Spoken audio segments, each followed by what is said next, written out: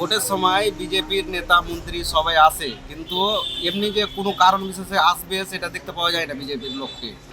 এখন ভোট পড়েছে তার জন্য সবাই আসছে, কিন্তু বিজেপির লোককে ভোট চলে গেলে দেখতে পাওয়া যায় না। এখন আমাদের এখানে টিএমসি আছে, সুখ হলো দুঃখ হলো টিএমসি আমাদেরকে দেখে, ওই জন্যে মানে বিজেপিকে আমরা দেখতে পাচ্ছি না। ভোটের প্রচার করার জন্য সব পার্টির লোক আসছে। তার মধ্যে দেখা যাচ্ছে বিজেপি পার্টির লোক মানে ভোটের সময় আসে আর বাকি টাইমে আসে না। যেমন দাঁড়ালো এই কোনো আপদ বিপদে, আমাদের এখানে স্থানীয় কাউন্সিলররা দেখে আমাদের আপদ বিপদে, হ্যাঁ, আর কোনো পার্টির লোককে দেখা যায় না।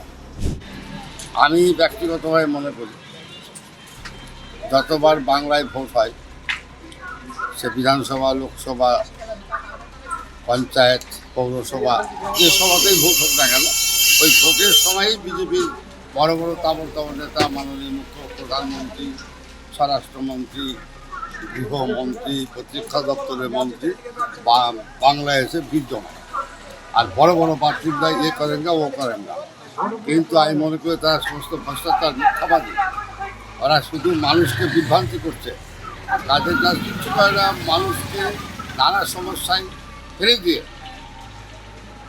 মানুষকে বিপদমুখী করে দিয়ে। ভোটের প্রাককালে বিভিন্ন ধরনের প্রার্থী দিয়েছেন। আমাদের রাজ্যে মাননীয় মুখ্যমন্ত্রী যে উন্নয়নের ধারা চারিদিকে ছড়িয়ে দিয়েছে, তার বিরোধিতায় দেখা যাচ্ছে আমাদের পুরো ভারতবর্ষের প্রধানমন্ত্রী থেকে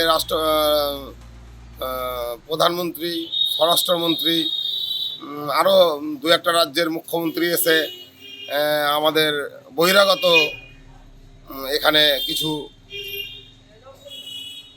ভোটের অন্যরকম সিদ্ধান্ত নিয়ে চলছে কিভাবে মমতা ব্যানার্জিকে পরাস্ত করা যায়। আমরা জানি বাংলার যা উন্নয়ন করেছেন মমতা ব্যানার্জি, তা বাইরে থেকে কোনো দলের প্রার্থী বা প্রধানমন্ত্রী বা স্বরাষ্ট্রমন্ত্রী এসে মমতা ব্যানার্জি কিছু করতে পারবে না।